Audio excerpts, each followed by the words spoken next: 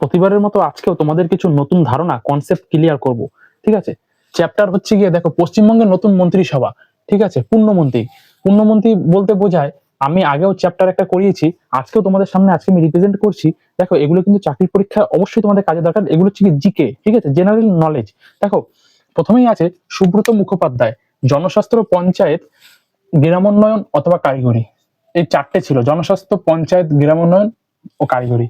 তারপরে উজ্জ্বল বিশ্বাস, কারিগরি শিক্ষা ও প্রশিক্ষণে ভারপ্রাপ্ত ছিল। জ্যোতিপ্রিয় মল্লিক, খাদ্য ও সরবরাহ।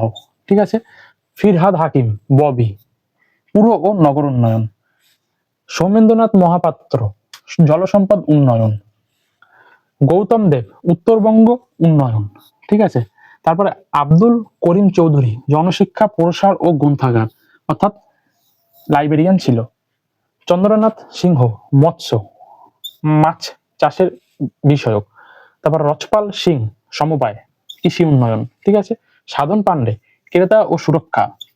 দেখো এগুলো কিন্তু অবশ্যই তোমাদের যে চাকরির পরীক্ষা, যে সেন্ট্রাল বলো অথবা গভর্নমেন্ট বলো, স্টেট ওয়াইজ, ঠিক আছে, রাজ্য সরকারের যে পরীক্ষাগুলো হয় সেগুলো কিন্তু অবশ্যই তোমাদের এগুলো কাজে দরকার। এবং চাকরি পরীক্ষায় অর্থাৎ PSC, WBPS, West Bengal police, যেসব পরীক্ষায় প্রশ্নগুলো আসে সেগুলো কিন্তু আমি করাচ্ছি। ঠিক আছে।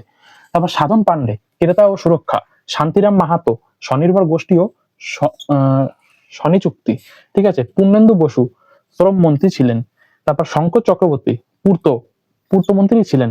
রবিরঞ্জন চট্টোপাধ্যায়, প্রযুক্তি, শিক্ষা, প্রশিক্ষণ, বিজ্ঞান ও জৈব, এই চারটে পদে কিন্তু তিনি উপযুক্ত ছিলেন। তারপর ডক্টর সুদর্শন ঘোষ দস্তিদার, পরিবেশ, গাছপালা সংক্রান্ত যেসব পরিবেশ, বিভিন্ন বায়োডাইভার্সিটি, তার বিষয়ে কিন্তু ছিলেন ডক্টর সুদর্শন ঘোষ দস্তিদার। তারপরে শ্যামাপ্রসাদ মুখোপাধ্যায়, বস্ত্র অর্থাৎ পোশাক আশাকের দিক থেকে কিন্তু তিনি ছিলেন। ঠিক আছে। এগুলো কিন্তু পূর্ণমন্ত্রী হিসেবে আমি কিন্তু তোমাদের আজকে যে ক্লাসটা করালাম এগুলো কিন্তু অবশ্যই তোমাদের দরকার। ঠিক আছে। এগুলো তোমরা একবার দেখে নাও, এবং তোমাদের যদি বুঝতে অসুবিধা তোমরা ভিডিওটি স্কিপ না করে তোমরা আস্তে আস্তে দেখে নাও, তোমাদের কিন্তু অবশ্যই দরকার হবে। ঠিক আছে। এই ভিডিওগুলো কিন্তু অবশ্যই তোমাদের বন্ধু বান্ধব, আত্মীয় স্বজন সবার কাছে পাঠিয়ে দাও, তারাও যেন শিখতে পারে এবং তুমিও শিখতে পারো।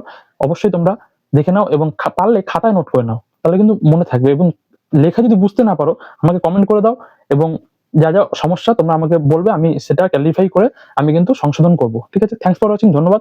আশা করি ভালো লাগলো ভিডিওটা। নমস্কার।